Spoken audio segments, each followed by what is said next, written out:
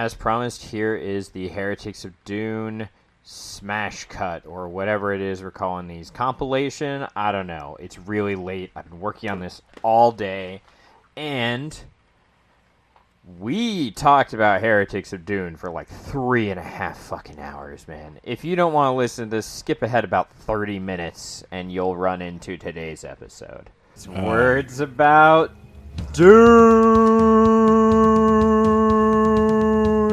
I got a bag of adult gummies and went on my own spice agony. Heretics of Dune, man. Yep, this is where it gets weird. This is where it gets sexually weird. I've got to describe it like an alien who's seen sex before, and then I've got to, like, sex fight. Yeah, it's not good. Because yep. Paul long died. He died thousands of years ago. Yeah. His son died about 3,500 years ago after becoming a worm monster. Like, let's say we, in the present, 2024, how far back would we have to go to be on a similar timeline? And I think Babylon? You're actually starting to look at Babylon. Yeah. Heretics of Dune, supposedly, as the start of another Dune trilogy that would go unfinished. Hunters of Dune is the continuation of the mainline Dune series, and it sucks. Buying a 5-acre piece of paradise in Hawaii right on the fucking beach and custom building a house with a swimming pool. People are going to want to know what Chom was up to all these years. He's got money now, and Dune is famous. That he's introducing topics specifically to show that they are bad, but I don't actually think he is. Skipping a walk 5 millennium later. But this one takes place often off of Dune. Like I said, I do believe... Arrakis. I do. Yeah, oh god. Arrakis? Nah. Arrakis. Perfect. What else? Caladan, that's Dan. Combine on it over Advancer Mercantiles. I still don't know what it is. Nor do I. That's how Chom has managed to stick around through the thousands of years. No one knows what the fuck it is, so they just kind of leave it alone. Arrakis is no longer the center of the galaxy. The Tleilaxu have come up with a way to manufacture synthetic spice. What shattered the guild's monopoly on space travel was heretical fucking machines from those dirty Ixians, Ben.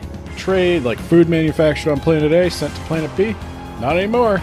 Well, at least we have all everybody's got to find food. their own food.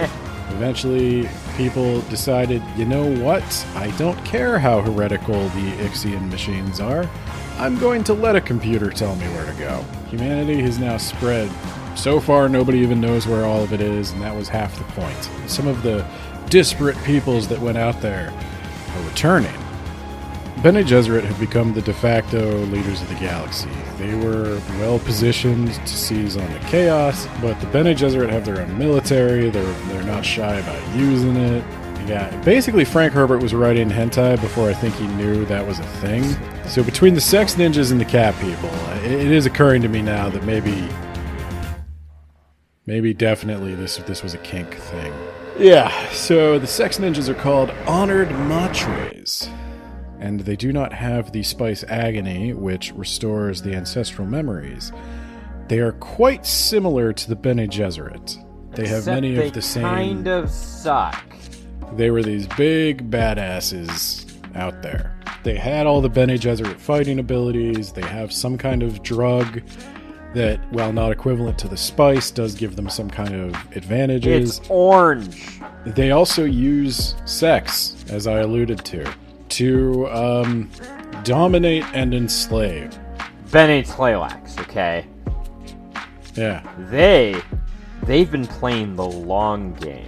So you know that last episode when I made fun of their dumb plan of changing a bunch of face dancers into Duncan, Idaho, and then rushing to try to get the God Emperor with weapons that they knew were ineffective? That was part of their plan to look like a bunch of idiots. And remember when that dwarf in Dune Messiah just gets killed by Duncan? That was also part of their plan to look like idiots.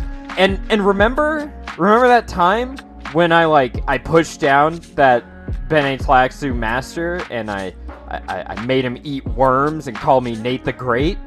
That was also part of their plan to look like fucking chumps. They've been secret masterminds this whole time. Nate, I'm going to tell you, almost every major power in the galaxy, the universe, I guess they span multiple galaxies, for most of these books, has kind of been so smart they're stupid.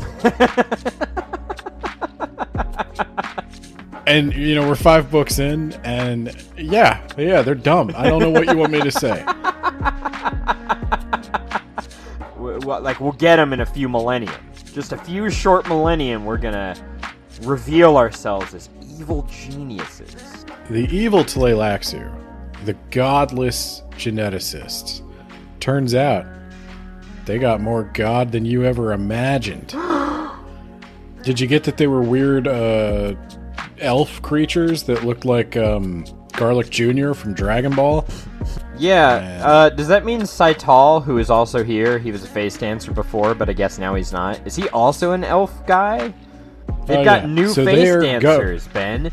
Face dancers that you can't discover until you can. And perhaps more importantly, face dancers that can extract memories from dead people. And so now the Council of Elders among the Bene Tlaxu just live forever. I think Frank remembered, like, oh yeah, Saital.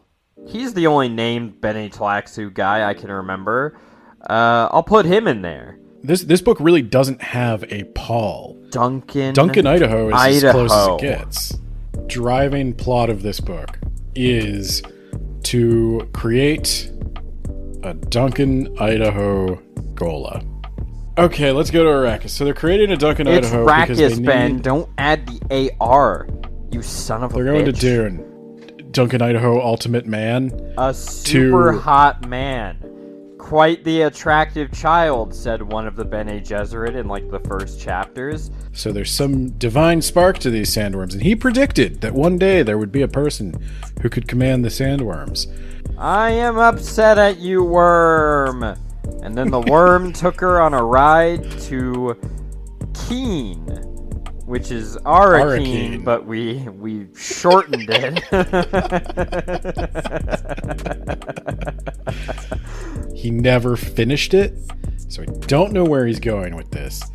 I think the major theme of Dune is... and you're going to laugh at me when I say this. The major theme of Dune is... human connections? Learning what it means to be human. Yeah, no, that makes sense. Maybe this is how Frank Herbert was trying to teach himself that. Like, there's this constant war in Dune between people who do things for love and for human reasons, and people who are coldly calculated and logical. And juxtaposed against that, the real villain of the piece is going to be a machine. Yeah. That Kevin J. Anderson. He comes in there writing like a machine, Ben. Unfortunately, the machines won. There's many different perspectives at this point, and there's no clear main character. Mother Superior Teresa, which is like Teresa, I guess, but like different, Ben. Yeah, who's Teg, so Ben? She's an Atreides. He was the most generalist general who ever generaled a general. But he was a Bashar, then. I was waiting for it. I was like, but he wasn't a general. We gotta get Miles Teg, who is an Atreides. We gotta bring him out of retirement because he's the best general who ever generaled a general. And also, he looks just an awful lot like Leto the First. And by the way, Ben, someone finally mentions Leto the Second the First. Miles Teg is in charge of protecting this Duncan Ghola because a bunch of them have been killed already. Every time we get to a certain point, gets killed. Schwagyu, which is like Wagyu beef Okay, schwung and you. swag. Schwung you. Yeah, you're not supposed to like her. She's the bad guy. Yeah. She wants to kill Duncan. She doesn't think of him as a real child. It used to be like a cup of spice could buy you an entire planet. Several planets, Ben. And now, some spice can buy you a nice set of bricks. She can command the worms, and the priests study her. And they Not study, very well. They study every They detail. study- Yeah, it's like They study her by being like, I'm gonna put her in the middle of the desert and see what happens. And Shiana's like, look, if you don't have anything, if you're not gonna eat me, then just get the fuck out of here. And the worms leave, and they're like, she commands the worm. big breasts. What could he have meant by Big that? breasts in a woman and hard loins in a man. And then Frank had to put that tightly muscular look to the buttocks. Because I imagine no one had any idea what the fuck the hard loins in a man was. Let's talk about the first encounter with the Honored Matres, where I thought that they would be established as a dominant power and not like a screaming, crying, petulant baby, right? He meets with her, and he's got a secret weapon, Ben. Is it pocket guns? He's got really tiny dart guns. And then he kills her effortlessly. And then the face dancers kill her entourage? Why did the Mother Superior and several Reverend Mothers get captured and then Teg just was like, and then I saved them? It's all gonna fall apart when his stupid son takes over. There's an Atreides manifesto, Ben, that gets leaked. It's written by the Bene Gesserit, and the Bene Tlaxu don't realize that, and then they disseminate it. And I don't know what that is still. I do think an artificial intelligence was always meant to be the big bad. I think that is... He's been hinting that since God Emperor of Dune, since Children of Dune, that there is some threat to humanity's survival beyond just itself. We go through the years, Duncan's training, and then kablam, blammo, kapow, explosions and shit. Is there anything that we need to talk about before we get to Duncan being assaulted by a fucking face dancer and him running super fast? Lucilla. Yeah. Is sent Yeah, by the Bene Ben, Gesserit. not even the stiffest robe can hide all that boobage. Lucilla, her job in the Bene Gesserit is imprinter. The greatest character arc for Duncan is, I think, he's over her now. They're planning to abuse him into being entirely dependent on the Bene Gesserit and doing whatever they want. I think he needs to reel it in now because A, it doesn't work, so it wasn't even necessary to the story. They blow up Schwagyu's like her room, and they're like, it's Laxu betrayed you. And she's like, I don't believe that they did. Hold on, I'm gonna go check. You remain right here. And they're like, yep, we'll definitely do that. Alright, come on, you guys get your weapons, get whatever you have on you. Like, we're fucking out of here. Before she can walk back down that hall, we're getting the fuck out of here. No sensors can touch them, no technological tools, and no prescience. None of the psychic abilities of this universe work on them. Yeah, that definitely won't be changed later in this book, Ben. Let's do it. By the way, this is why Schwag Yu is rebelling. Yeah. She disagrees with this plan, and she's evil for even disagreeing. Well, she's evil for not following the chain of command, I guess. For not mindlessly following the chain of command. Have you gotten to the part where Duncan Idaho, like, fucks his way to master the universe? No, that is coming up, though. And then We'll he call it the died sequel suddenly. trilogy. It doesn't... Unfortunately, it was finished by his incompetent son and his... I don't know what Kevin J. Anderson is to Brian Herbert, but it's like a staircase built out of weird sex shit.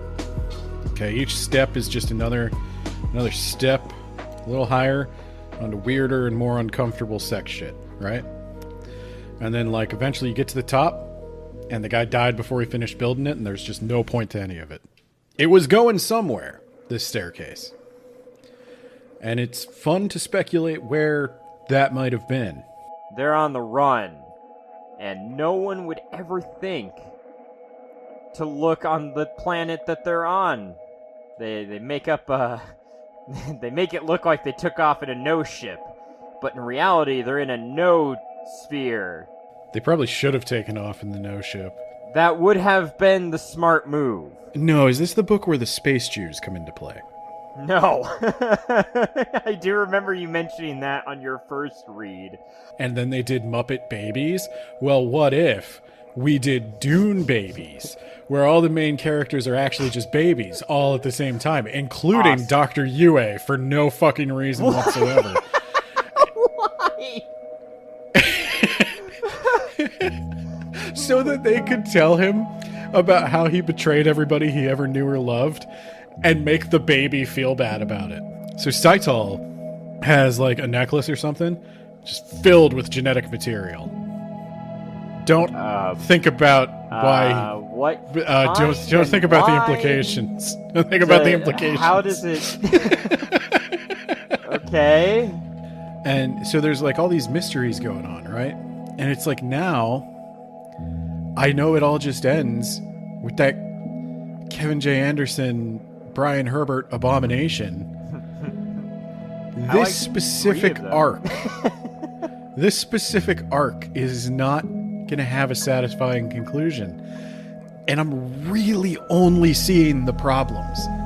I gotta see it through to the end at this point. This book is definitely more like action-packed than all the other Frank Herbert books. Okay. So Teg is like, I've got to awaken Duncan's memories now before he gets that weird imprinting stuff. And I think we're all like, thank you, Teg.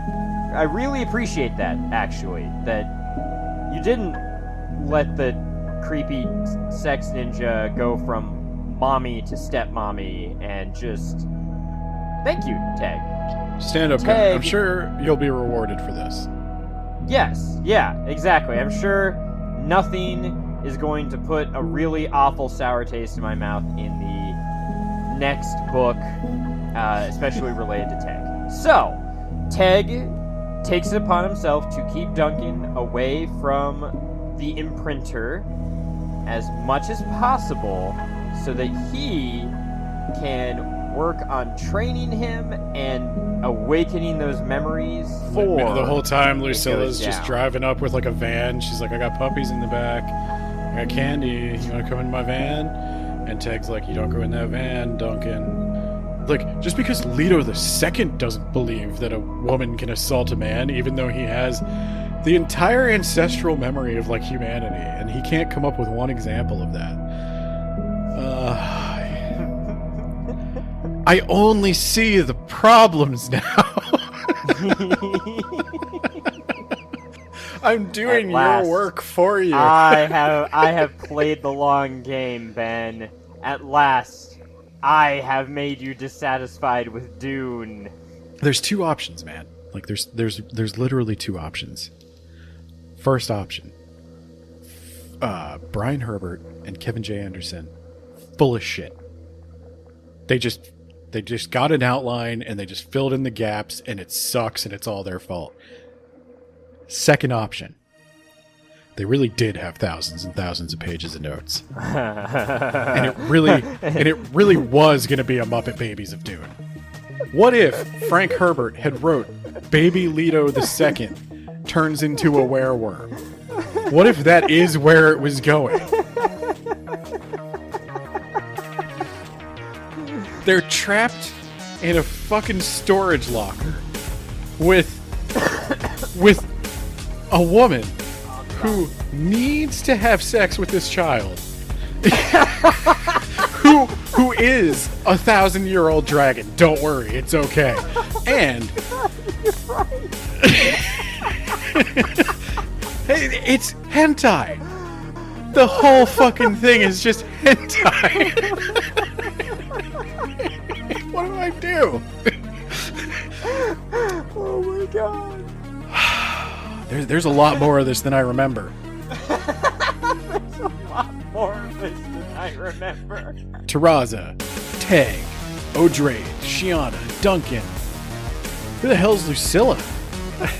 She's a professional groomer. She's the best at what she does. God. Okay, yeah, so Teg's gotta turn him into a man before Lucilla can get him as a child. Let's go. God. Yo, Jesus Christ. And like, it's colored the whole fucking thing now. It's colored the whole thing. I don't even want to watch this movie now. Why did we do all this? 5 years of my life, Nate. So yeah, Odrade and Shiana and Wah. They're all gonna go out into the desert, ride a worm with her. Yeah, and it takes them off. Where does it take them, Ben? Siege Tabor. Of course. There's only one other place on Dune. The God Emperor's musings on the Bene Gesserit, and they're so close to being what humanity needs. They're not quite there yet. Are they destined to just fade away like some cult? Or are they gonna rise to the occasion, be something better, Ben? He knew all of this would happen. Like, they're still not free of the golden path quite yet. She, like, is all friendly and shit towards the Bene Tlaxu after this. Is there a reason for that, Ben? Like, immediately after this. The Bene Tlaxu have been a thorn in the Bene Gesserit's side for longer than anyone. And if they can infiltrate the Bene Tlaxu, if they can figure out what the hell these guys have been up to, if they can somehow, because they've never been able to incorporate any Bene Tlaxu into the breeding program. Spoiler alert, Dune gets glassed like it's Halo. And then it got worse, and Kevin J. Anderson came in. Just that revelation, like, Jesus Christ. I dude. know. Like, I've been sitting on that the whole time. oh God, we could have ended this at God Emperor, Ben. We had Everything should have. Frank should have ended it. Why do authors keep writing series that they can't finish before they die? So to Terraza, Ben, he sent her best man, well, her second best man, to look for her best man, Byeeeee, and he found something. He's like, I found this ship that took off. It looks like a no ship that took off, but I'm like pretty sure Teg is down there because of this and this and this. He painted decoy on the side. Be stealthy about it, but also probably you're not gonna fool anyone and this is gonna go sideways, like, really fast. Oh yeah, I guess we should mention Idaho, he's a man now and he doesn't want that imprinter woman. So that's good. And Teg is like, I am going to have a valiant last stand right now. This is my swan song. It's all over for me. You guys need to get out of here. I'll hold the line. I got this, guys. This is the end of my story, and, poof, he's gone. Or is he, Ben? Duncan also gets separated, right? He's not with them.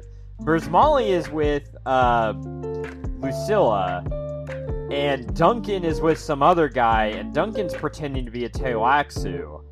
And they're all trying to get back to a safe house that's been marked on a map. A T-probe, torture probe. Torture probe.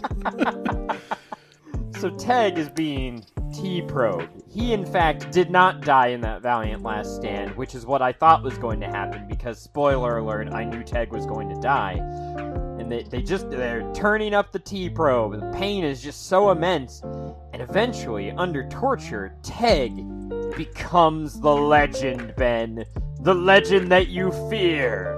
Teg has become a super Mentat. What did they call this?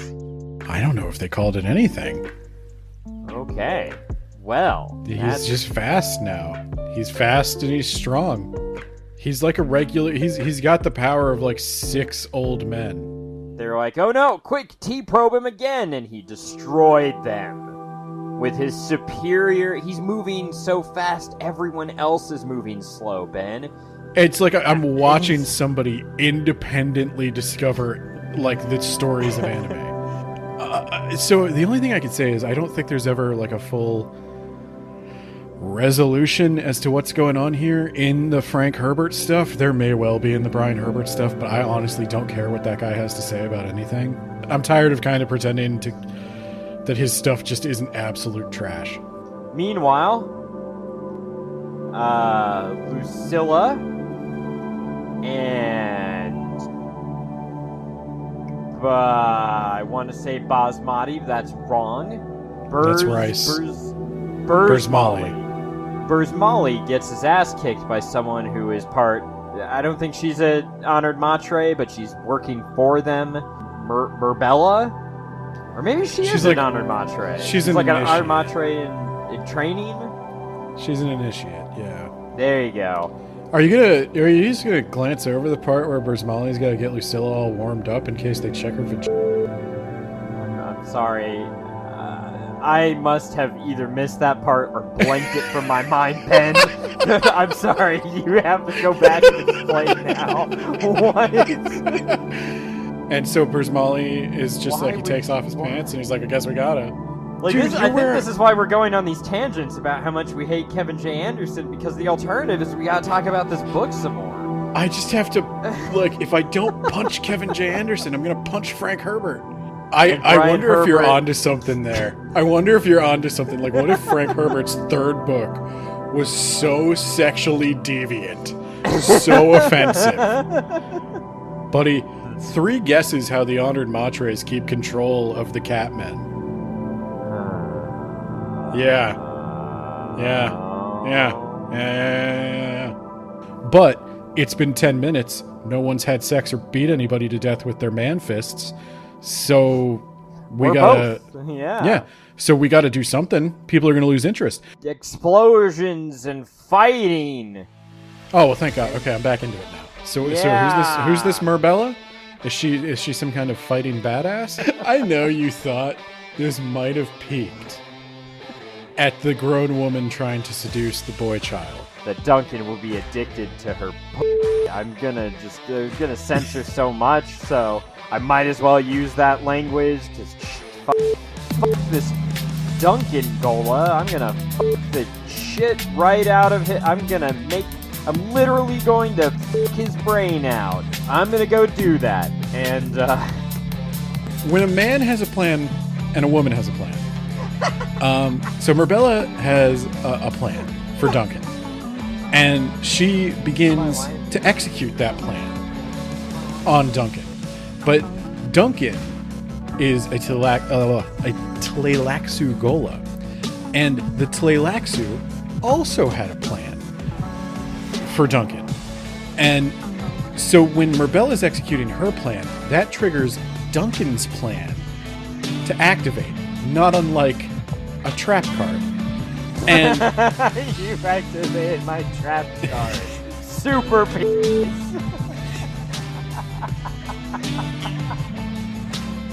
And so trap card. So Murbella starts planning, right? And she's planning real good. Like, these are some well-laid plans. Let me tell you. Not many people could look at these plans and not be very impressed. Like, if you saw the plans that Murbella was planning, you would probably go along with that plan. You'd have to. It's just such a good plan. It's a compelling plan. But Duncan, he's got plans of his own now, you see. And so every time she makes a point, Duncan makes a counterpoint. And they're having a kind of argument. A kind of rhythmic argument. Back and forth. Back and forth. And Herbert, he really keeps talking about the air then. and just when you think that Murbella's arguments, when you think censoring, I thought that we peaked in Messiah when we talked about naked sword fighting. So just when you think that Murbella's arguments couldn't be more well made, couldn't be more airtight, that's when Duncan comes in with a logical thrust and parries Murbella's well crafted oral arguments. And the end result of this discussion is that we're going to go with Duncan's plan. And now Marbella has to do what Duncan says. That was a mistake. Why would you listen to the audio? Yeah, I was like, I am so glad I'm the only one at home right now. I would Did they do sound die of embarrassment. No, darkening of her area. And I'm like, oh, what? Frank, Why are they darkening? That's not how that works. What are you doing? Frank, I need an adult, Frank. I need an adult. But Lucilla says, we will kill no one. This Ghola goes to Arrakis.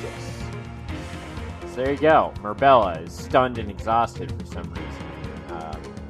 Also, we were so distracted talking about the really, really weird scene right here that we totally forgot to mention that after this, after Duncan wins his fight, we'll call it, he gains access to all of his past lives. Not just the original Duncan, but every single Duncan after this.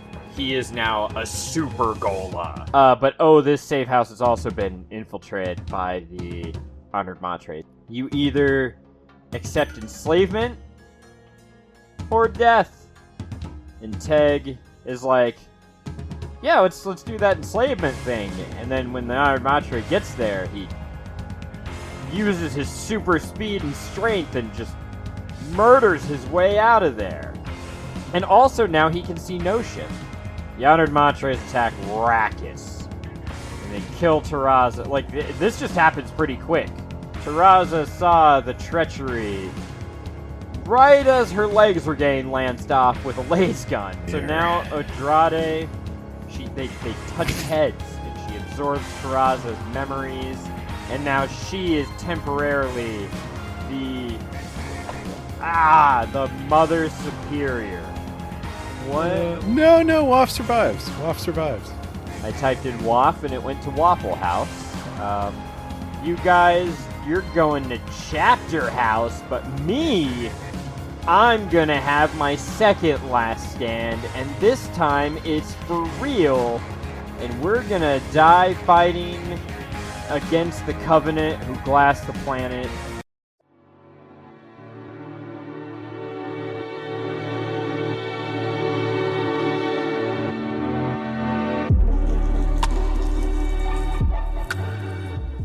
It's words about Dune. You know, I woke up this morning just thinking and feeling like, isn't today a good day to not be in trouble for tax fraud? I don't know why I'm thinking about that at all, but listening to Heretics of Dune, I talked about how I might root for cancer in one very specific case. And so, anyway, I don't know why I decided to bring that up. There are it's words about Dune. 4 listeners who are going to understand what you're talking about. I'm Nate, and you're Ben. And we're continuing our discussion of Chapterhouse Dune, which has nothing to do with the tax fraud I'm mentioning. It literally doesn't. This is such an inside baseball reference that you can't possibly elaborate on. No.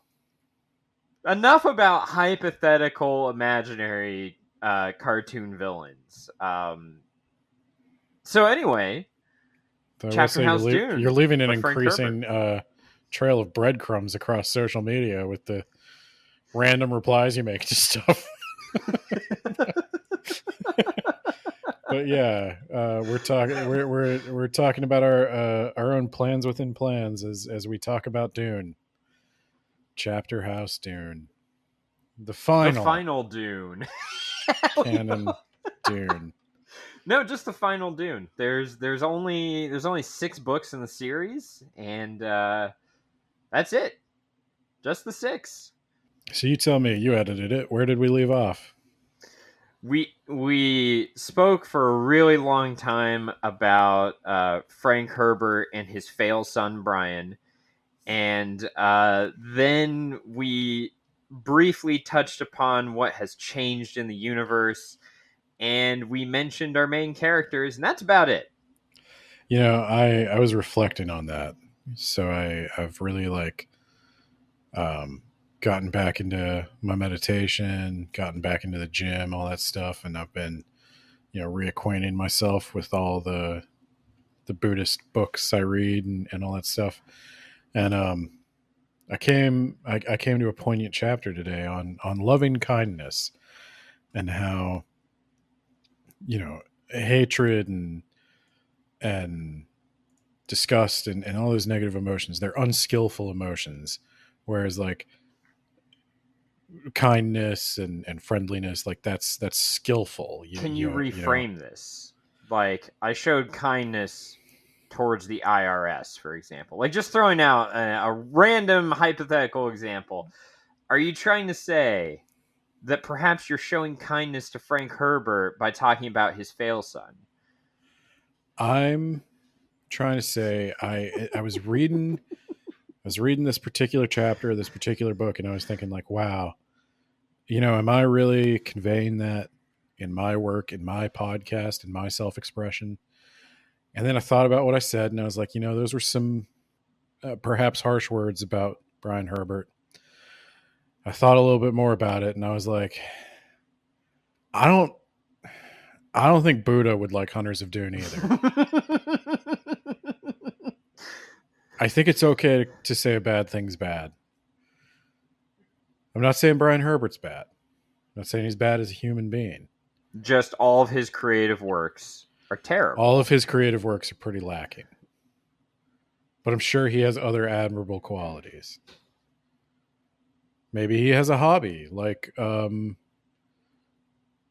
of the Reverend Mothers in Chapterhouse Dune collects coins. Maybe he could do that. Yeah.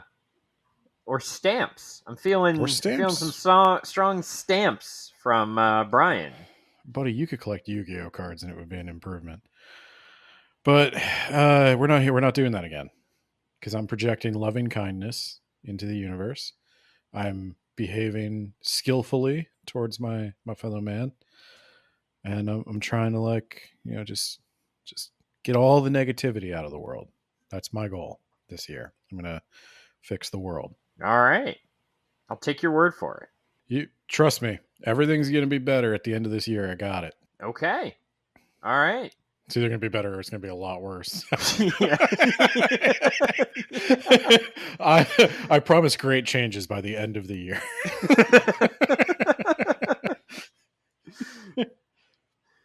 Words about books live from Canada. Yeah. So you talked about the Hunters of Dune, the lackluster sequel to these books. We talked about how Chapterhouse is the middle of an unfinished trilogy. Yeah. And then we did eventually talk a little bit about the story. Yeah. I was learning a lot.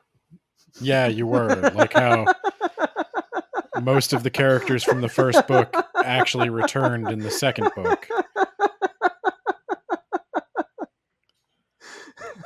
And you didn't remember any. You remembered them. That was the bizarre thing. You remembered all the characters from the first book, but you had that weird condition people get where they think duplicates have entered.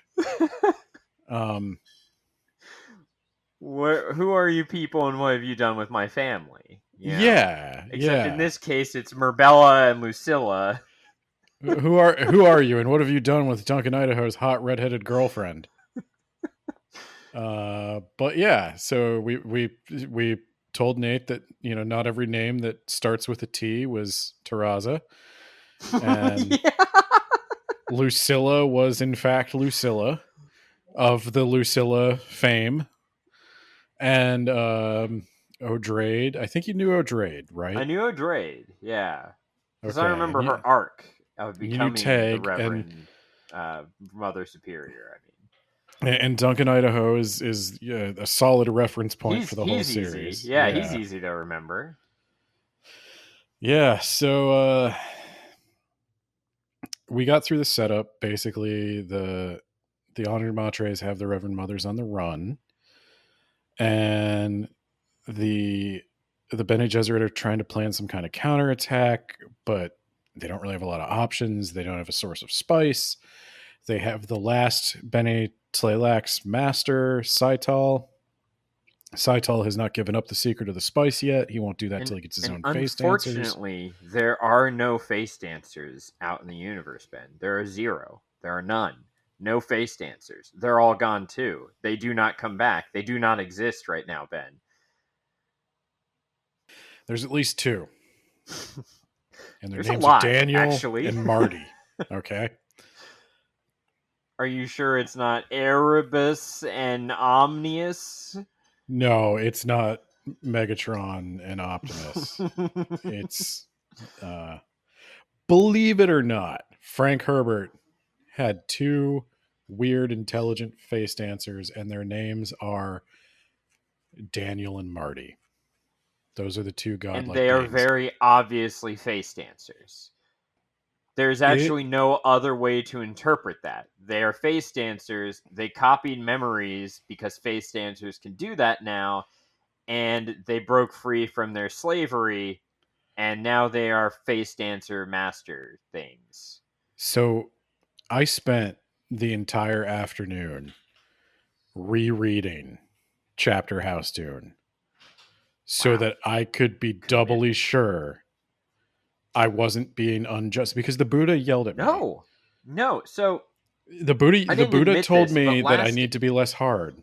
So I had to last double check. time I was about, I think, like 80% of the way through the book. I still knew how it ended, but then the part came with the two face dancers, and they're talking about the Toyoaxu masters, and it's very, very patently obvious, without turning to the camera to the reader and saying, "Hey, we're face dancers from the scattering."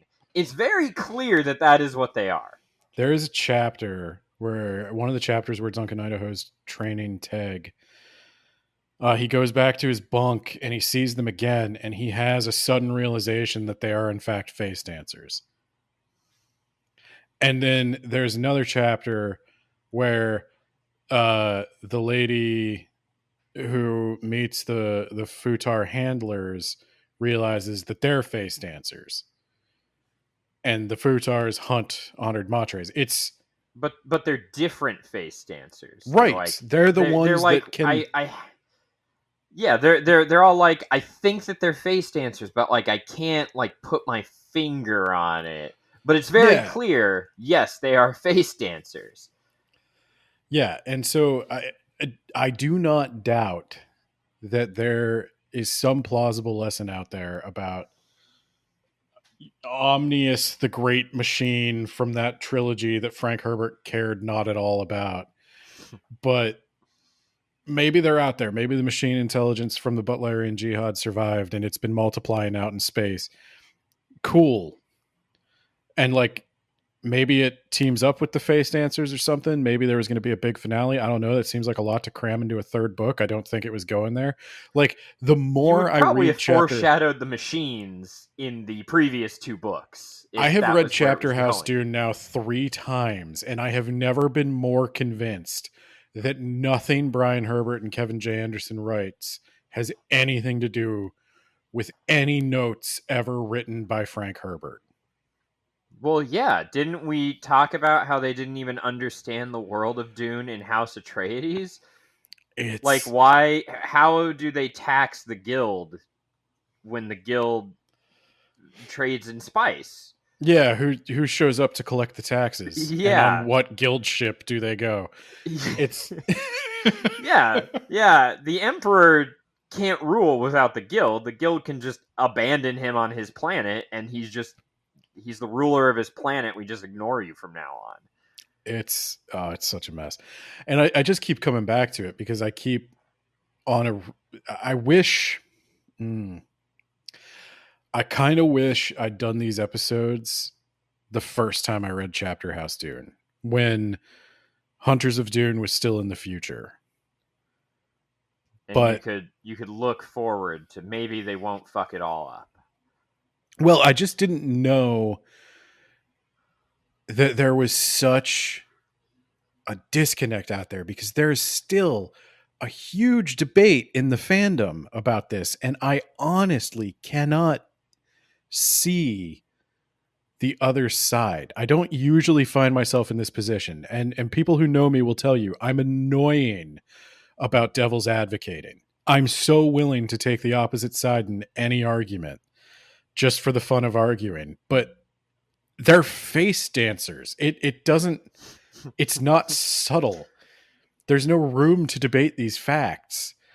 It's a retcon to make it's a worse retcon to make them not face dancers. Everything written in this makes sense only if they're face dancers. So I can explain this as we go through the summary, because the big thing throughout Dune, it has never concerned itself much with artificial intelligence.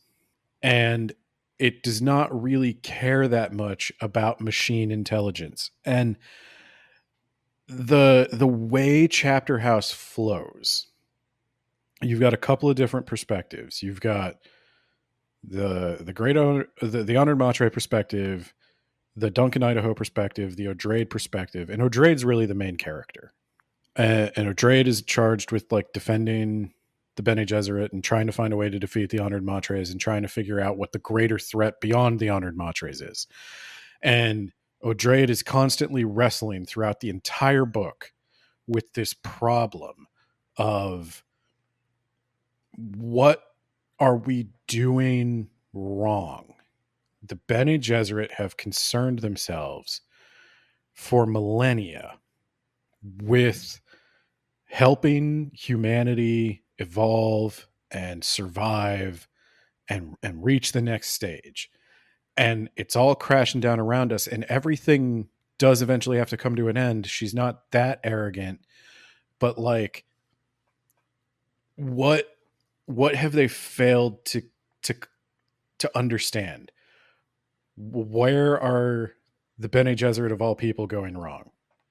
This is the sort of thing they should figure out. Like, this is their only business. And it's a difficult book to summarize, because kind of what happens in the book, it really doesn't, it's not that interesting. I mean, I could summarize the rest of the book in two paragraphs. I think so.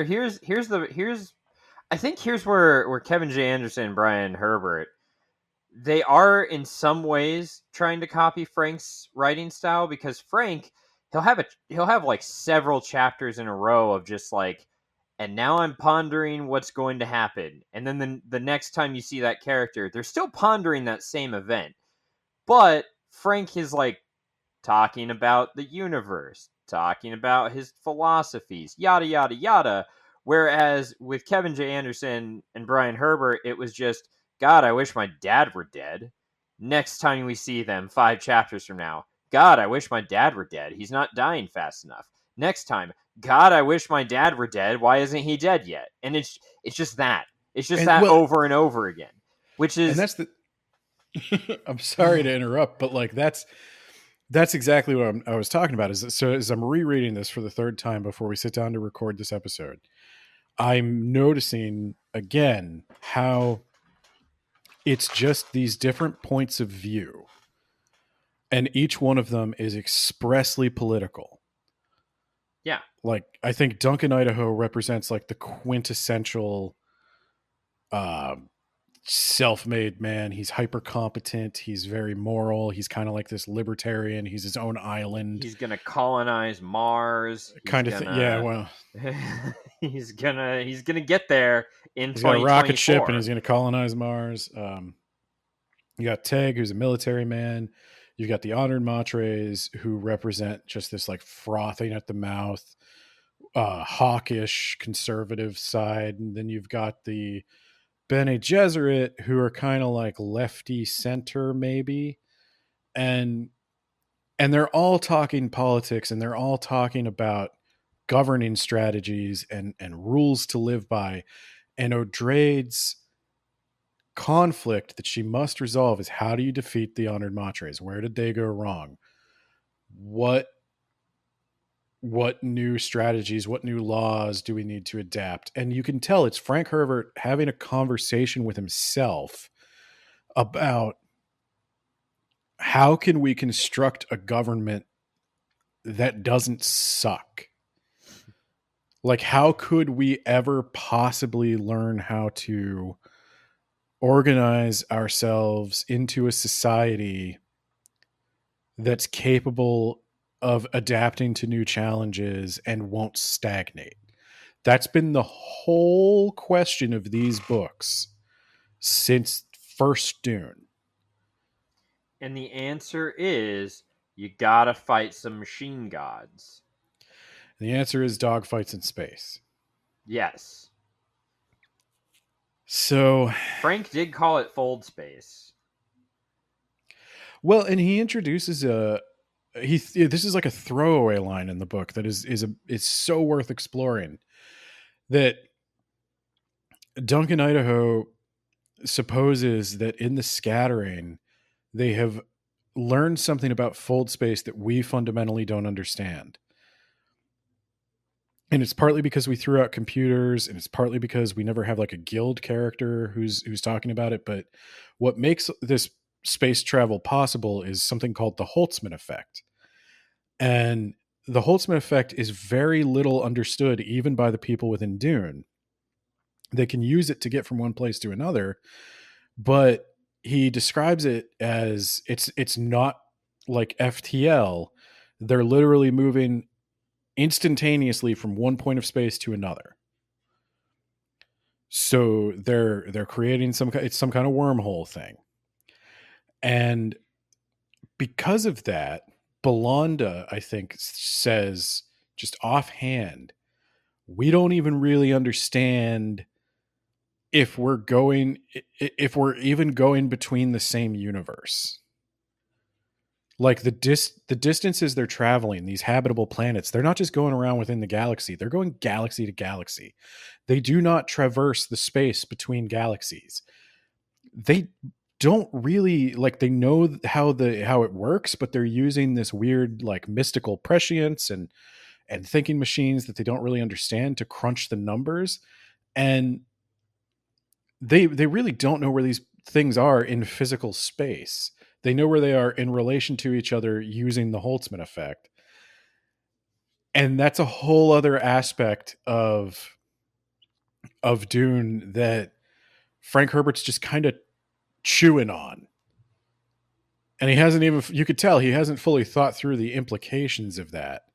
But he's throwing out there the possibility that the survival of humanity could be infinite.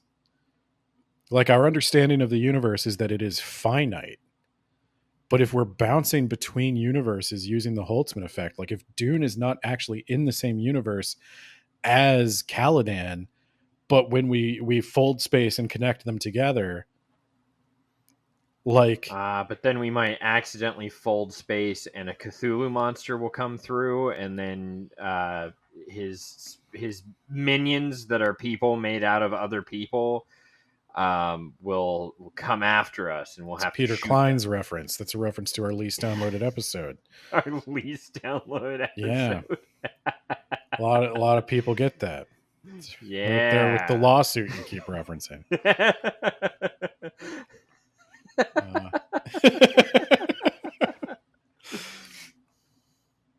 But yeah, that, I guess what I'm getting at is it's like a 500-page book, and there's really not a lot to it in terms of events that happen. Yeah, but it's just this constant meditation on systems and humanity and the future and in crazy broad terms, and putting into context Leto II's Golden Path. And for Dune heads, the reason I keep coming back to Brian Herbert and Kevin J. Anderson is because they said that they prefer a more cinematic writing style, that they wouldn't try to mimic. Failed at that. Well, they said that they wouldn't try to mimic Frank Herbert's style. So I'm going to say, like, from the perspective of they're good for what they are, maybe that's fine. Maybe they're No, good for they're what they are, bad but for what they I are. agree with you, but I'm trying to be Buddha. Well, don't So do that. no, I'm trying to find my inner peace. I need to get rid of my anxiety. So um, my point is, this is Dune. Like this douchey conversation about multiple universes, these douchey conversations about like how the Bene Gesserit don't have laws. They just have juries. They have juries of proctors. And the proctors are always watching. And whenever the proctor sees something they don't like or something they think needs to change, they take a vote. And there is no law. They don't judge, is this against a law? They just judge like, is this a bad idea? Should we be doing this right now? And they have total power. There's a lot of them, but when they vote, they have total power to just get rid of people. They could get rid of the Mother Superior if they wanted. They could invade a planet if they And wanted. They what could kind of change the system is menu. that? What they need to do is set up a court. We'll call it the Supreme Court. And they need to give power to the Mother Superior, unlimited power, right? Except for Unlimited when the power. court doesn't want to give it to them. So that the Mother Superior is subservient to the court. You want to know the difference between Donald Trump and great honored Matre? Great honored Montres are successful. Great honored Matre can kick above her head. Yeah, I think his body would just fall apart if he did. If Donald Trump goes on stage and busts out like a spinning roundhouse kick, oh boy, he'd win the presidential election. He'd die doing it because, yeah, like you said, his body would just shatter his apart. His body would break. But yeah, if he just comes out there and like Chuck Norris kicks that silly little bulletproof plastic shield he puts in front of him now, that'd be amazing. But that's Dune. I mean, it's just hundreds and hundreds of pages of this before they ever get to a thing. They're talking about restoring Teg's memories, and Duncan Idaho is tasked with working with the young Teg to come up with a way to restore his memories. And he's talking to him about like servants and the nature between like a servant and the master, the relation, the complicated interweaving hierarchies of various systems. And he relates all this to a story about a dog, and he's telling Murbella, he's like, that story was for you too, Murbella, because you're training to be a Reverend Mother. And in training to be a Reverend Mother, you're thinking about all these complicated systems, and you're studying humanity in a way you've never studied it before. But you need to remember that the Bene Gesserit are also flawed. And it's like, just words within words, cycles within cycles. Frank Herbert is just sitting there like, I got to imagine, stoned out of his mind, just feverishly typing every political thought he ever had and just struggling to find a character whose mouth he can put the words into. And when he can't find a character whose mouth he can put the words into, he just puts it in one of those little blurbs at the beginning of a chapter. That has nothing to do with what the chapter's going on. There's so many like Mentat axioms that head off every chapter. And this book, for whatever reason, really dives into the Mentat thing. And he's talking about, he's literally spending, I want to say, like, he's got like 100 pages on just epistemology, just the nature of how we know what we know. What, like, Duncan Idaho has like a paragraph long speech about what a fact is and why it's dangerous to think in terms of facts, and how the Mentat makes like prime projections, and they live in a universe of probabilities. And instead of coming up with answers, they come up with questions. They question, and by questioning, find the shape of things. And I think that's kind of supposed to relate to how Teg sees the no ships that aren't supposed to exist in the universe, but he can still sense them somehow because he's getting a at super Mentat. Well, he's getting at, he's not him. He's not seeing where they are. He's seeing the gap there's something missing from the universe, and it's missing from that part of the universe. Like it's all this weird stuff tied together. But I'll tell you the plot if you want me to tell you the plot. Yeah, so you've got the Vanyard, the Noldor, the Teleri. I do pick the books. It's a dangerous business, Frodo, diving into the lore. If you let Ben speak, you never know where you might wind up. So, yeah, okay. Let's pick up. Let's start with Lucilla. We mentioned her last time. She had to flee Lampatus. Whoopsie, that got destroyed, and she finds a wild Reverend Mother amongst the Jews. I don't like how you said that. Like, I don't. It's not a slur, but when you say it like that, amongst the Jewish diaspora. There you go. And so she shares her memories with the wild Bene Gesserit, and then she gets turned over to the Iron Matres, and she meets. She has a big old talk with Great Honored Matre about having the sex Spider with cats. Queen. Yeah, this is something. It's just something that taking me back to American Gods, intertextuality. So they should have made the cats female cats, because then they could not have been dominated by the Honored Matres. As we've established, you need to have a penis in order to make it work.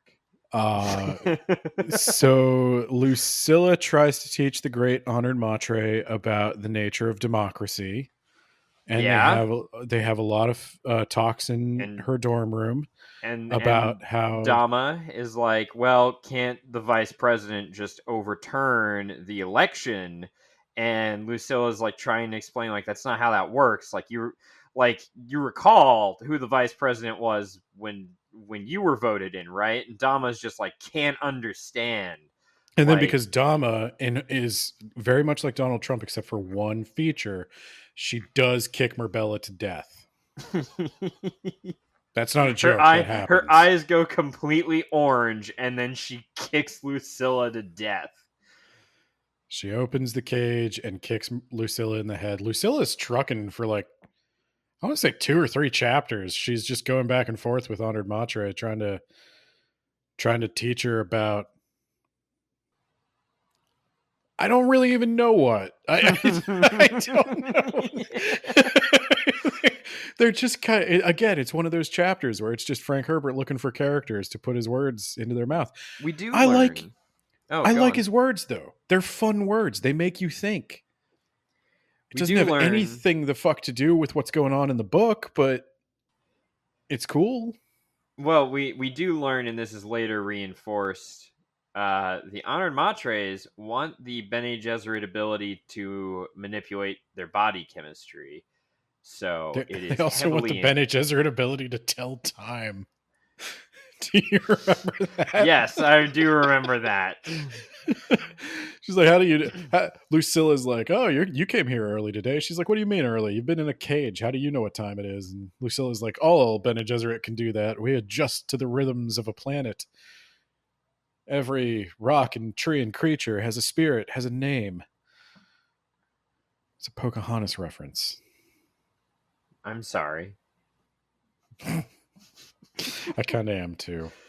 Yeah, but the enemy that has chased the Honored Matres here is using some sort of biological weapon on them, potentially. How can we defeat them? Perhaps we just have to take a no ship to another universe and assassinate Frank Herbert before he can write the final book so we can win. We could just turn them into machines. God, it worked.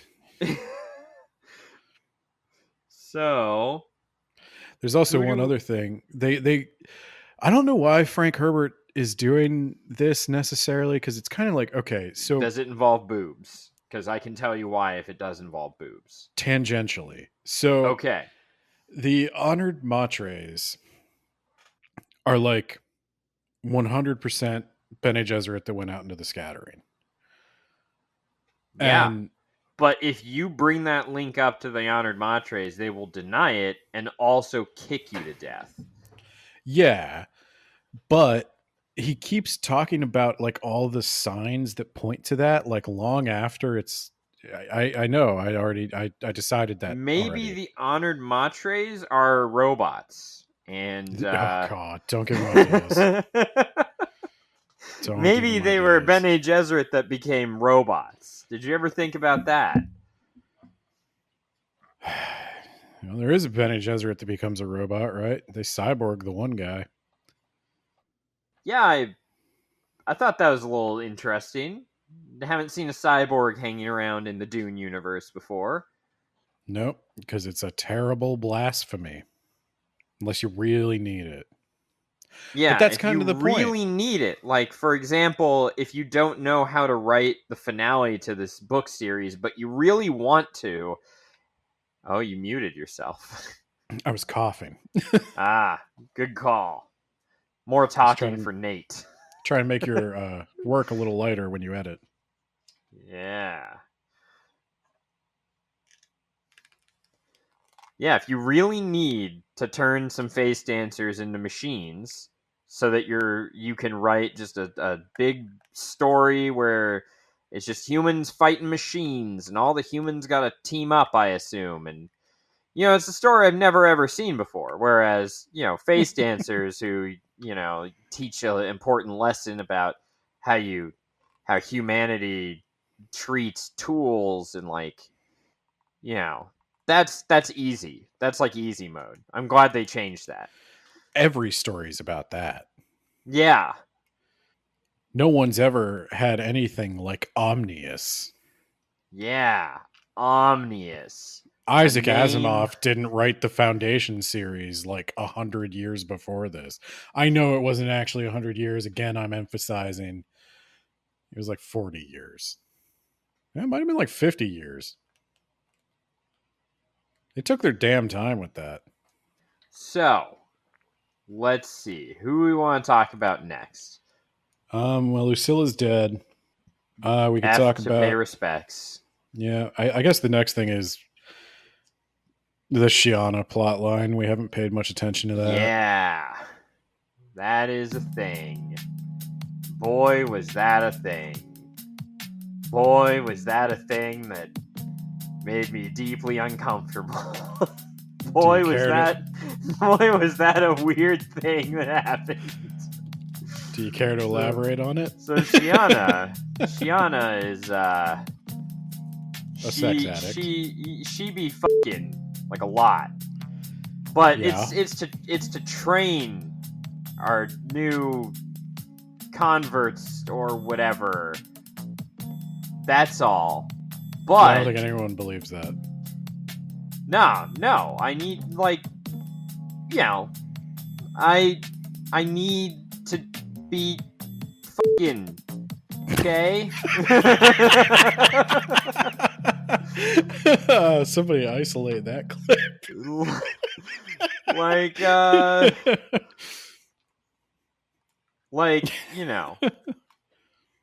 if you're I don't know what you're. I think you've completely lost it at this point. So Shiana's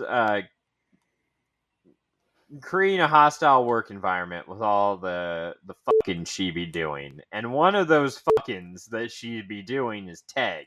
Should I get to that part, or is there something more you want to talk about Shiana?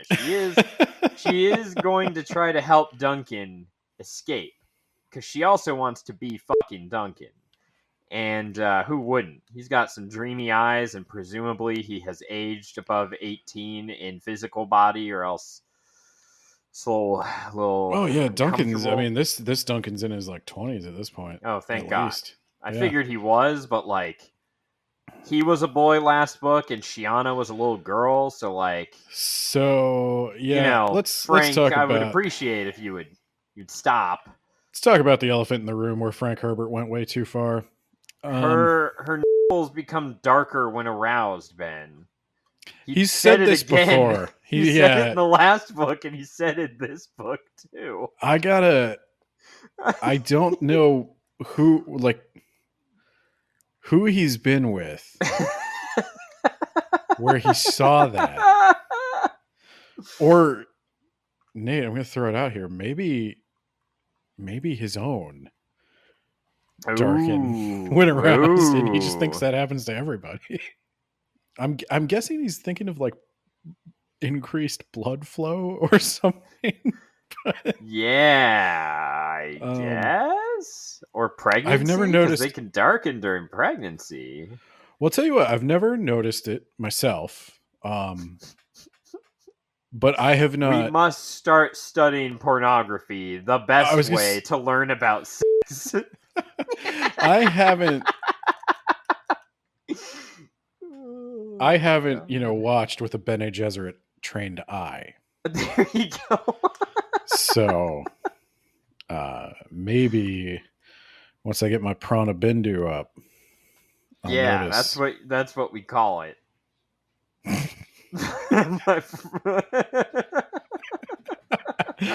So, oh, thank God, only like 4 people are going to listen to this episode. Oh, I know, dude. This is wild.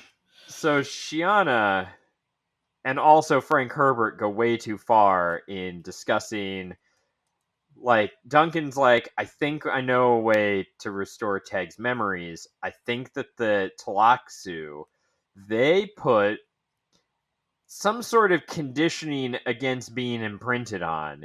And if you try to imprint on him the way you tried to imprint on me, he'll reawaken all of his memories. So, do you think Frank Herbert understands? I don't think he does. I don't think he does understand. She grabs his and just sticks it inside of and this is all spelled out in great detail, and Teg is like, oh my God, what are you doing? And she's like, what do you think I'm doing, big boy?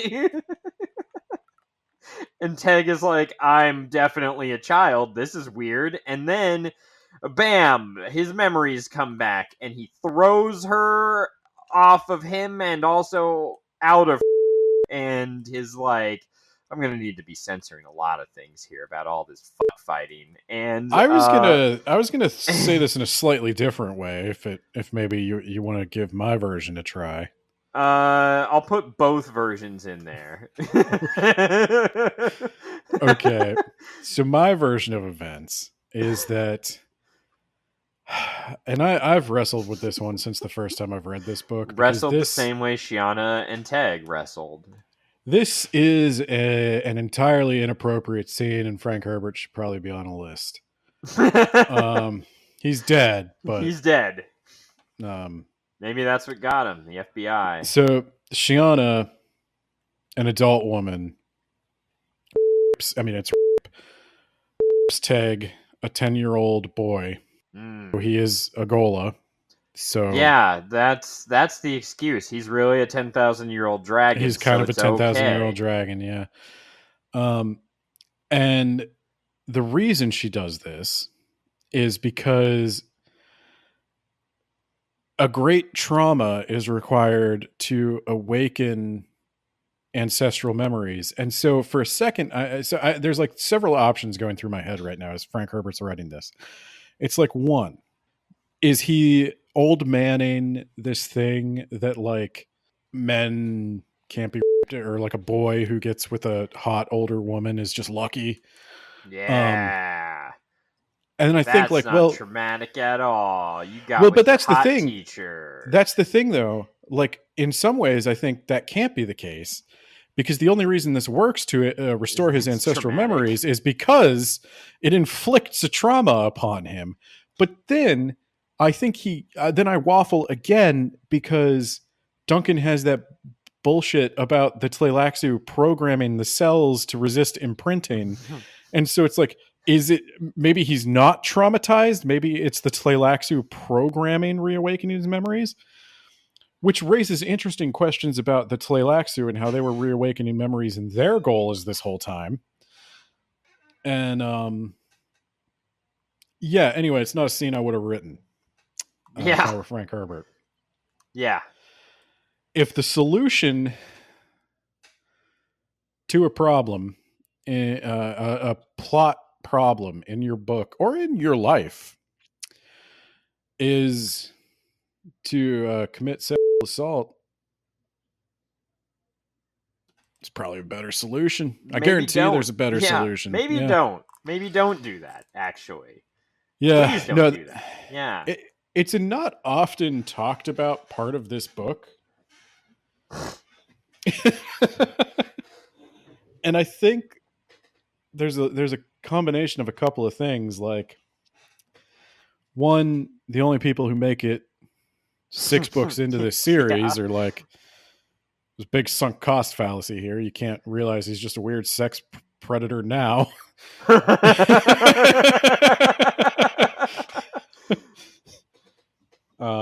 Also, you looking back, he was kind of a weird sex predator the whole time. And it's not great. It's not great. I think he went too far with this one. Yeah. I agree. It was not great at all. No. Very not good. In fact. There's just something about guys. I would go as far as to say bad. I give Brian Herbert this. Didn't write anything like that.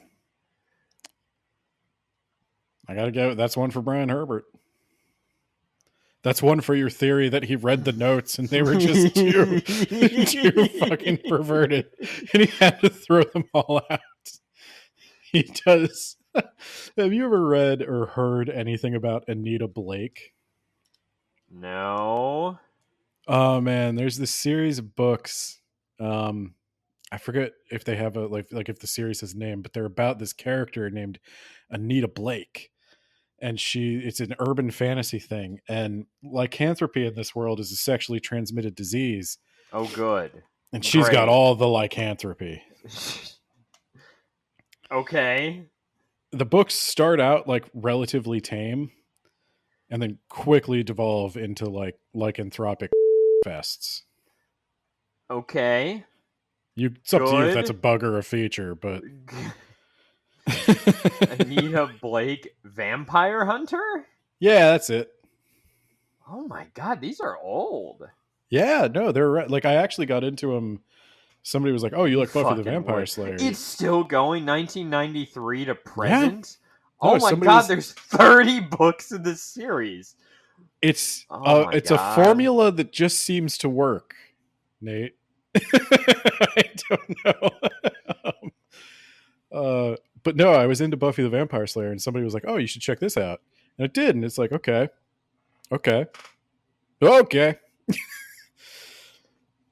There's a Marvel Comics series of this. Yeah, there sure is. It doesn't get into any of that. Well, I feel like it should. You have to, I take that back. True to tradition. I take that back. I've only read the first graphic novel of the Marvel Comics Anita Blake stuff.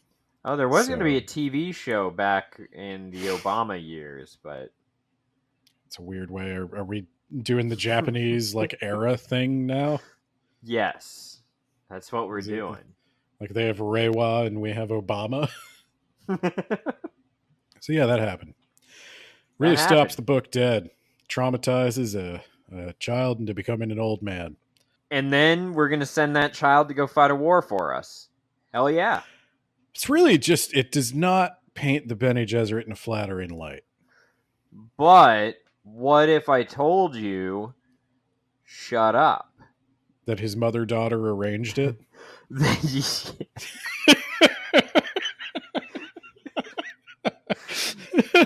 Yeah, they don't really bring up how weird that is. They mention it a few times, like that's his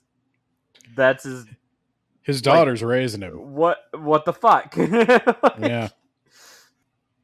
Frank. You're good a weird old motherfucker. Frank. I don't know what he was on, but he was on something. I don't know what drugs Frank Herbert was doing, but This is not a sober Viagra. man's. This is not a sober Viagra man's mixed rant. with absinthe.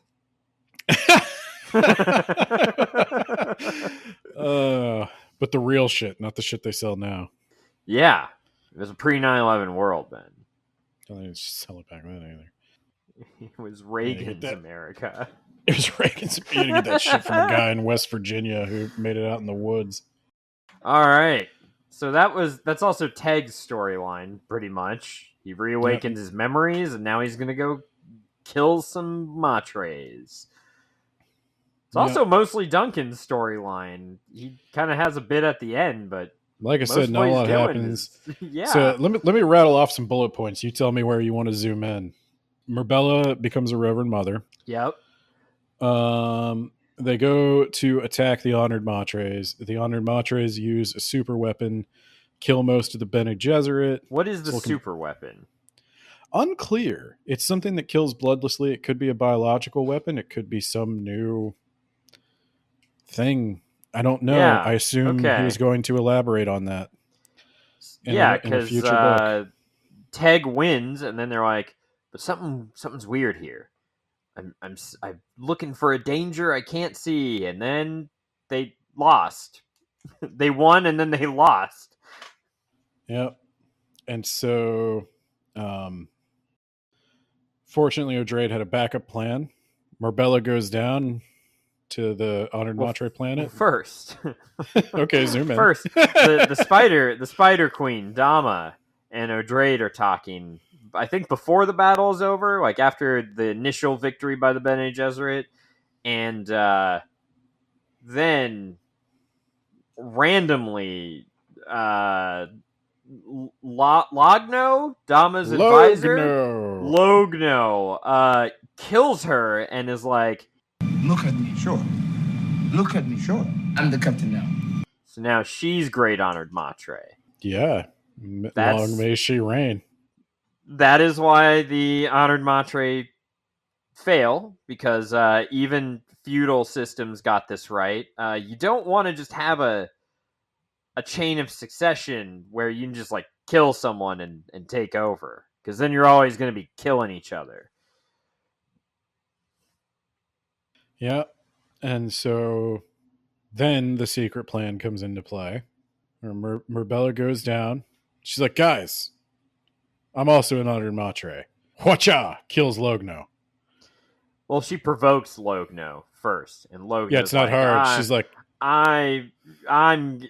she's like, "I prefer Pepsi to Coke," and Logno's like, "You son of a bitch!" Ah! And in this case, Logno was morally correct. Yeah, and Merbella kicks her in half, but unfortunately, someone also kicked O'Drade in half, and O'Drade gives all of her memories to Merbella. So Merbella is now Great Honored Reverend Mother Matre Gesserit. And everybody cool got in a ship and headed into the middle of nowhere. Was Teg on that ship too? Yes, Teg's on that ship too. Okay, that's what I thought. So yeah, she's like, "All right, there's not going to be an Iron Matre because we're just going to fold them into the Bene Gesserit, and we're going to be more powerful than ever." And where did everybody go? Oh, okay. In retrospect, if I could offer O'Drade like some feedback, I would have made Plan B, Plan A. Maybe just have Merbella kick her in half first and become the leader of the Honored Matres. But then she would have to fight Dama, and who knows what kind of power Dama has. Well, but by the transitive property... She fucks animal people, okay? By the transitive property, Logno killed Dama, and Merbella killed Logno. So Merbella could kill Dama. There you go. I took Taekwondo. It's a kicking art, so I know these things. So, yeah, that's... Oh, yeah, and then at the end, two old people are watching what is unfolded, and they're like, "You let him escape." I think you mean two old computers. Yeah, you're right. It's an IBM and a Macintosh, and they're talking to each other, and they're like, "Beep boop, I'm a robot. I can't believe you let them escape." And they make special mention of Seitel and how he's a master, and like, I don't like the masters, and I really don't want to like have to deal with their bullshit. And then the other one turns to him and is like, "Why'd you like single out the Bene Talaxu master? That's weird. You're talking as if we're face dancers, but we're clearly robots." And they're like, "Yes, that was very weird. That was just to try to trick the audience who might be watching so that we can take off our face dancer masks and reveal our Terminator exoskeleton underneath." And yeah, and then the one's like, "Why did you let them go?" And he's like, "Because they're gonna create like this Muppet Baby Dune thing, and I think it's gonna be a top seller." Yeah. That's the end of Dune. Yeah. So these two machines then use their no ship. They came to our universe and killed Frank Herbert, and then they assumed the guise of Kevin J. Anderson and Brian Herbert and There wrote. are two of them. Yeah, That's why there had to be the two. conclusion to the Dune universe. Oh God. Yeah, no, it really is like, what if Star Wars ended with Empire? You're like, Lando and Chewie are like gonna go out to look for Han, who's frozen in carbonite. Luke's just getting out of the hospital. They're looking at the galaxy, and they're like, "Boy, we've got a lot of work to do." And then that's just it. And then like 10 years later, the Emperor was a robot all along. 10 years later, it just goes straight to Phantom Menace. There you go. except it's Luke instead. Oh, you're right. No, it would be the No, it would be the prequels. And then you're like, "Why did you do this?" And he's like, "Don't worry. I've got the finale all written out." to put it in Star Wars terms, you watch A New Hope, Empire Strikes Back, then the prequels, then only Rise of Skywalker. Yes. Perfect. Actually, I'm going to take that back. I'm going to rewind it a notch. You watch The New Hope, you watch Empire Strikes Back, then you watch the prequels, then you watch The Hobbit Part 1 and 2.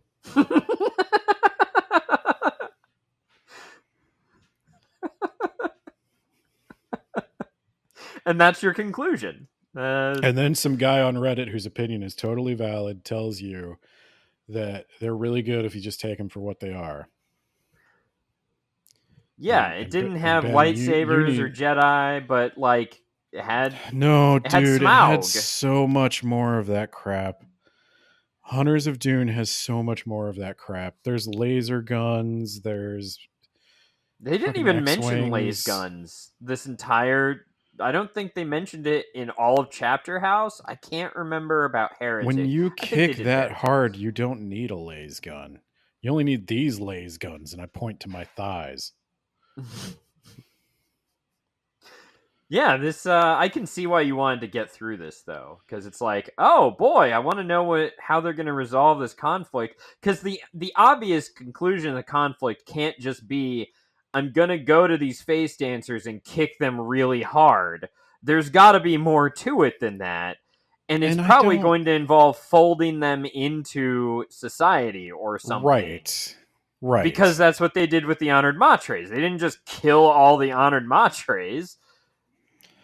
Right, and he's saying something. I don't mean to make it sound like I do.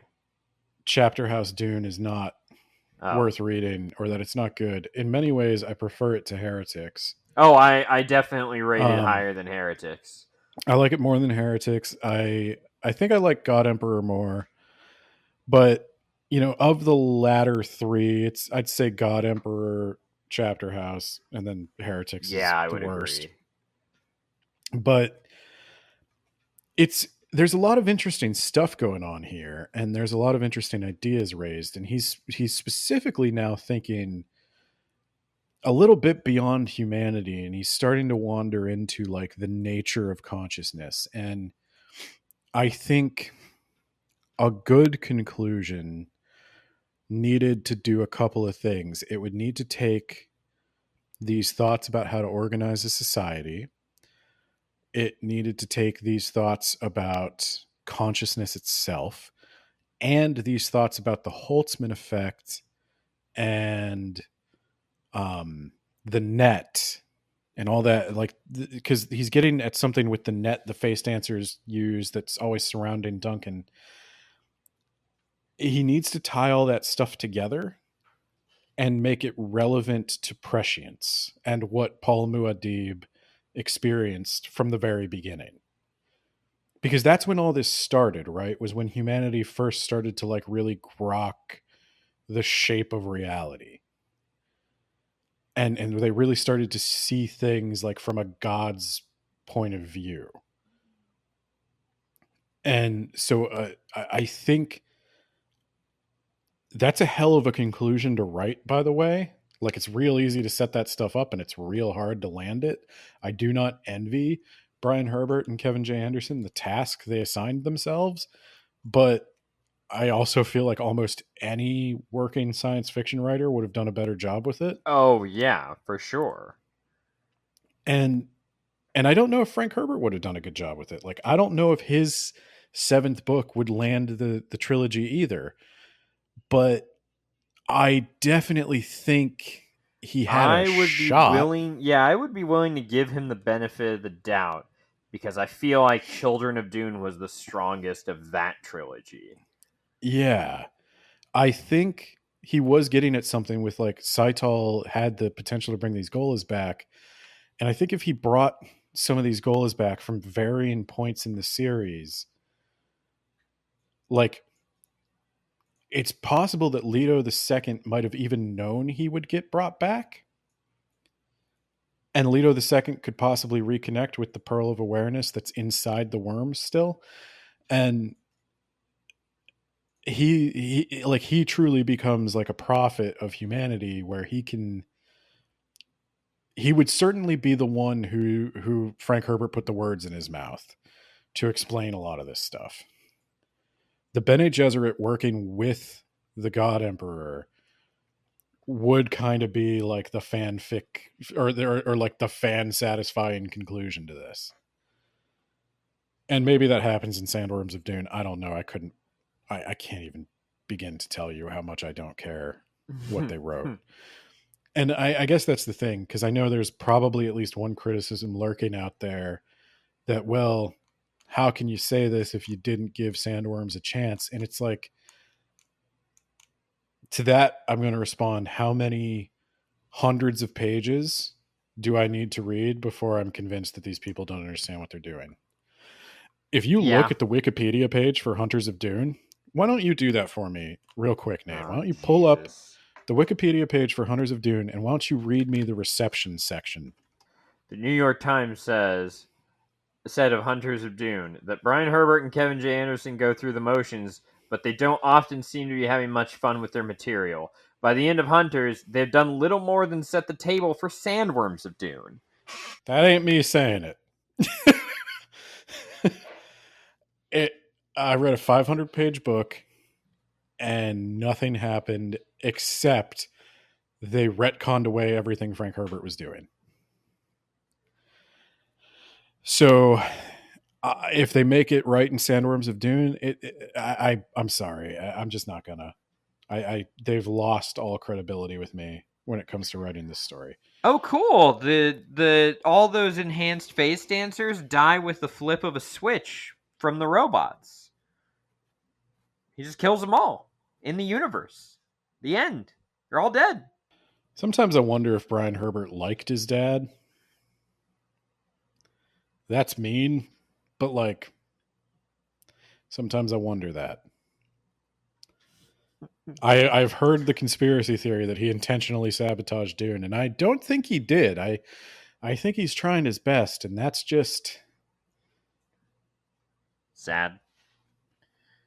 It's sad in a lot of ways. It's not good enough. It's not good enough. It's sad because you're obviously a different person from your dad. You're obviously a very different person from your dad. And all anybody wants from you is more of your dad, and you can't give it to them.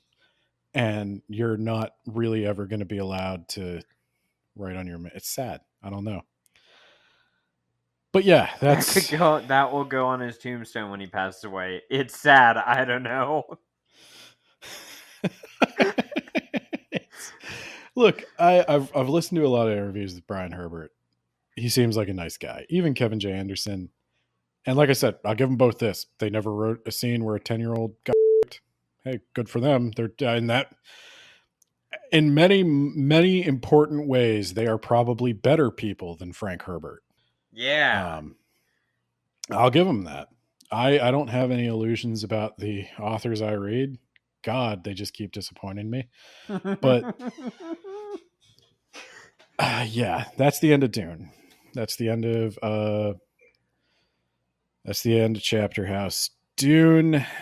It sucks, and that's why I wanted to get it over with, because I knew this ending is not... There's just nothing to look forward to. Yeah. Well, let's do the rubric next time. Next time? Rubric next time, because we're gonna...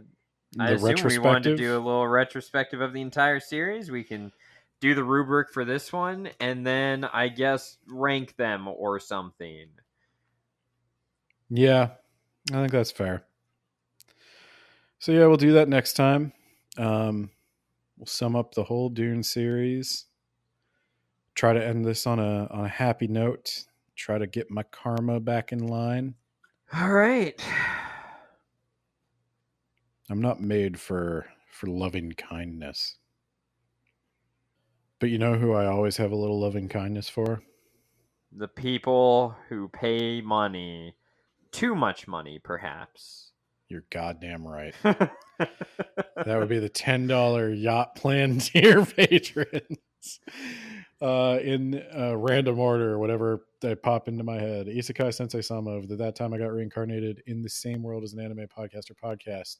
Spooky Shy with a Y on TikTok. John Bierce, author of The Mage Errant, The Rack, and an upcoming new project, which, according to his Patreon, he just finished. And I'm sorry if non-patrons weren't supposed to know that. You heard it here. Don't worry, John. No one's listening. And of course, Jamie, the Gravy Man of the If You Want the Gravy blog. Maybe he can review Dune. Maybe if Denis Villeneuve gets all the way to Chapterhouse, maybe he can come up with a more satisfying conclusion. How funny would that be if they made Brian the Herbert whole would have Dune to be series Brian Herbert would have to be dead, or he's going to insist it sticks close to the book. Yeah.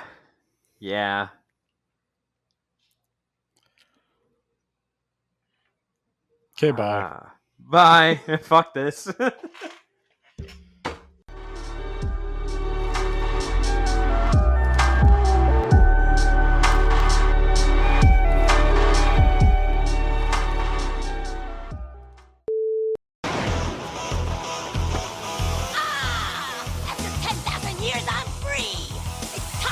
Commit tax fraud.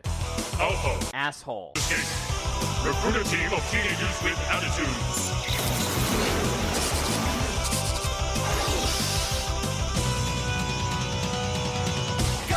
Federal investigators.